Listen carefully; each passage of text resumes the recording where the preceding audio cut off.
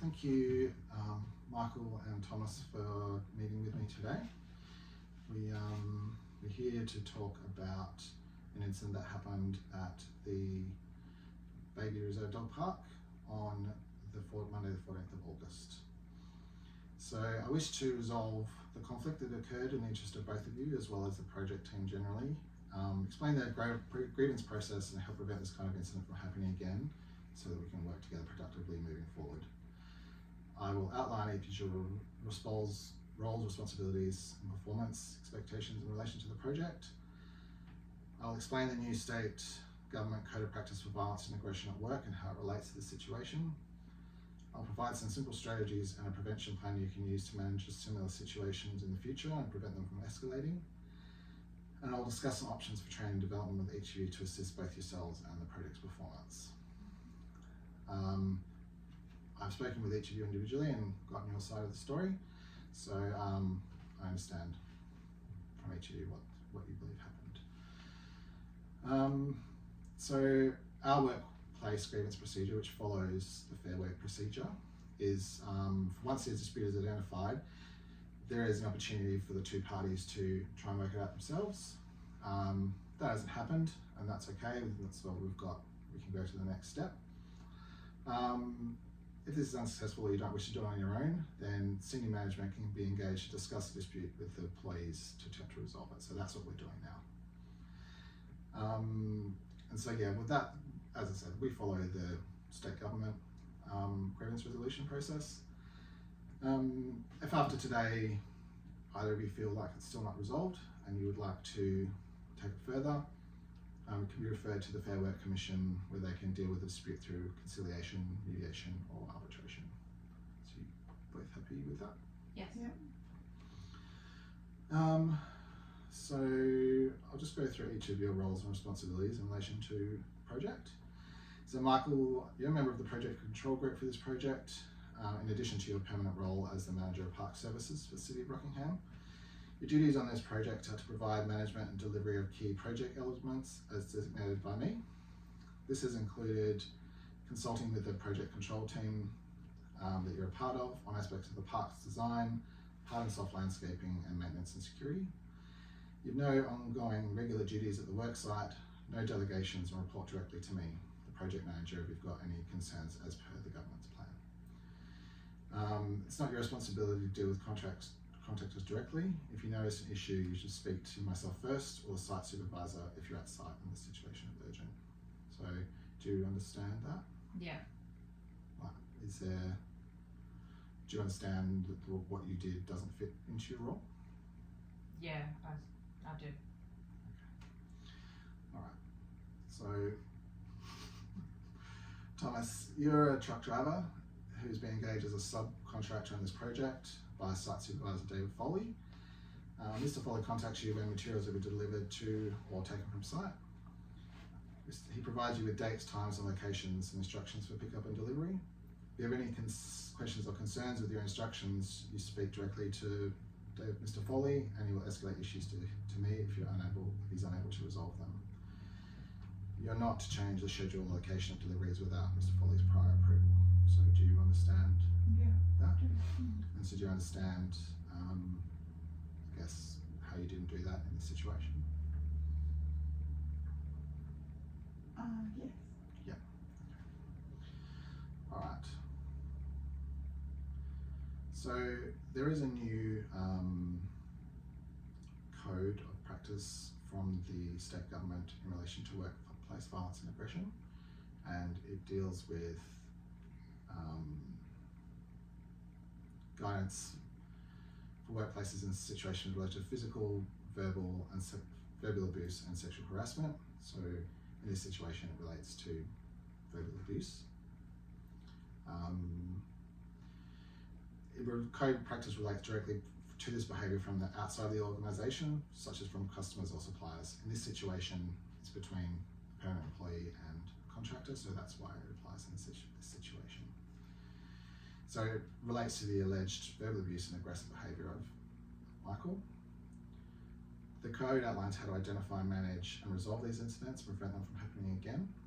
and it outlines how this incident should be managed and resolved, including meeting with the affected parties, attempting resolution, and offering support in terms of facilities, training and counselling to prevent further incidents and manage them better in the future. So that's what we're doing here today.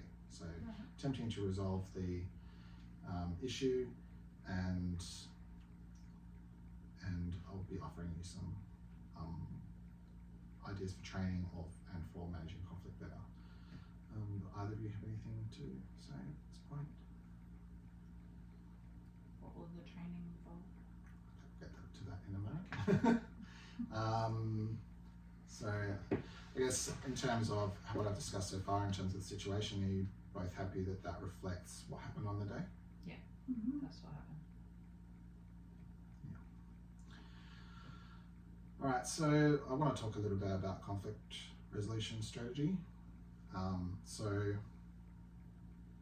I guess mainly in relation to you, Michael, and to your reaction once you saw something that you didn't think was safe. And I mean, that it's understandable that what happened wasn't safe, and it's something that should have been addressed. But there was, I guess, there's a procedure for doing it, which was to contact myself or the site supervisor. And there was also, even if you say you saw something life-threatening happening, you know, you could jump in there, but there is a way of going in the situation. So if you identify an issue with someone's work, you approach them calmly with open body language and let them know that you need to speak with them. Depending on where you are, obviously on a work site it's a little bit different, but if you can find somewhere where you can speak privately, it's better, or at least somewhere quiet enough for both of you to be heard easily and where other people won't gather to watch. Explain the issue from your point of view, and then give them time to explain their side of the story. If you disagree, acknowledge that you see the situation differently, but that you want to work on a resolution with both of your perspectives in mind. And then you try and come to a solution or compromise that will allow the work to continue in the best way. So are you happy with that? Yeah. And I guess from your point of view, I guess it's difficult when someone's been angry and coming at you aggressively, but I guess I suppose the way that you were to deal with it is say, look, I don't want to discuss it any further. I feel that you're being abusive and you're being angry. So I guess that won't always respond in the best way, but again, using open body language and not coming at him aggressively as well, and saying, look, this situation has escalated, I want to speak to my supervisor, and we can see if he can come and help us sort it out. So in your situation as a contractor, I think that's the best thing that you could have done straight away. So do you understand that? Yeah. Alright. So yeah, if you do feel yourself or the other person becoming angry, try to remain calm, take a deep breath, and if you cannot do so, excuse yourself to give yourself time to calm down. So that applies to both of you really. If you cannot do so, or the other party is becoming angry or aggressive, as I said, speak to your supervisor or manager and ask them to step in. There's no point, I guess, escalating it any further. So how do you feel about that? That makes sense, yeah. How do you feel that you would approach this situation if it happened again? Try and be a bit calmer and probably call you. What about you? I would try to avoid it happening in the first place. Yeah. And try and remain calm and clear about what happened, and contact the site manager if necessary. Cool, that's good. Alright, so moving forward,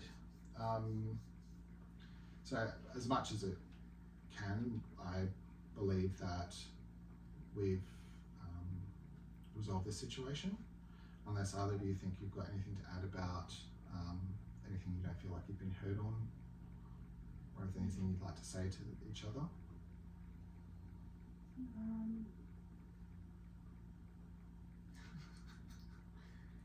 Well, it's unfortunate that the incident happened at all, and I think some training and operating the truck in small spaces probably, and being able to gauge how to do it would be worthwhile.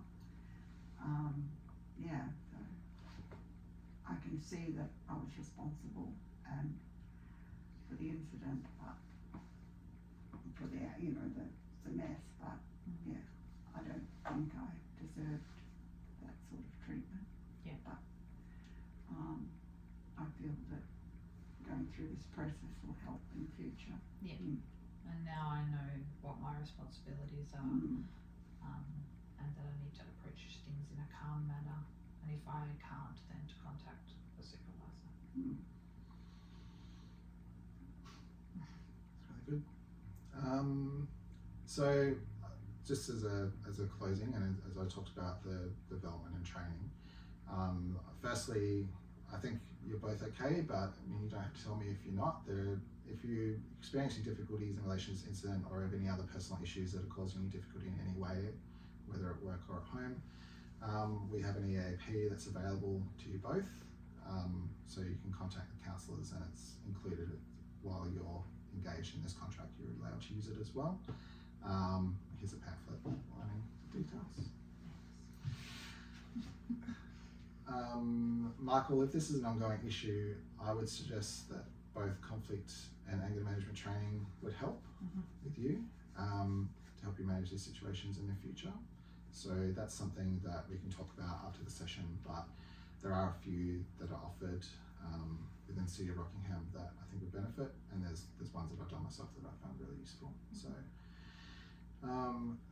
Thomas, I suggest you go through your site and get induction again with David Foley, as well as your process for receiving instructions for him and how and where delivery should be made safely. It's something you've already spoken about, but I think just going through that again and just maybe just reinforcing what you do in these situations, and could help prevent that in the future. Yeah. I believe you could both do with some training in relation to communication management to help you understand your roles, the roles of others, and how to communicate effectively in the workplace. So that's something that we can offer as well for either of you. Again, I'll go through individually after the meeting some of those details. But obviously you have your own managers. You report directly to Sam Assad. He's aware of this. He's asked me to speak to you about this, so you're welcome to talk to him. And obviously you've got David, who's your supervisor, but you've also got your own manager at your firm. So I just want to double check that we've covered everything off. So if there's nothing else, we can leave it there. So thank you for both coming today. I hope that this has helped and that we can prevent these things from happening again. So thanks very much for your attention and for listening and for being calm in a difficult situation. Thank you.